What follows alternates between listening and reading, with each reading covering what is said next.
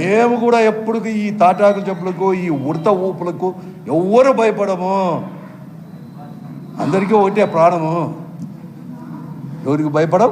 మీరు ఎక్కువ మాట్లాడొద్దండి. ఎంక్వైరీ చేసుకో. కేంద్రంలో మీరే ఉన్నారు, సెంటర్లో మీరే ఉన్నారు, అదే ఇంత ఉన్నారు. నిజాయితీ పరులు మీరంతా చేయండి. ఆడ తప్పు ఉంటే చేసుకోండి.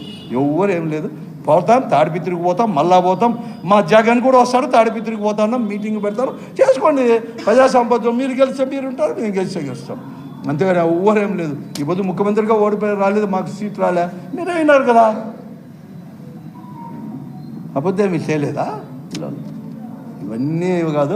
నేను ఒకటి కొత్తగా పోకడేమంటే, గతంలో కూడా ఇట్లా బెదిరించిన వాళ్ళు, శాసించిన వాళ్ళు ఉన్నారు, కానీ మాఫియాలు ఎక్కడ తయారు చేయలేదు. ఈరోజు తాడిపిత్తుల్లో వారి ఆధ్వర్యంలో మాఫియాలు తయారవుతాయి. ఇది జిల్లాకే హానికరం, ఆయనకు కూడా హానికరమే. ఇది మంచిది కాదు. Please subscribe .news.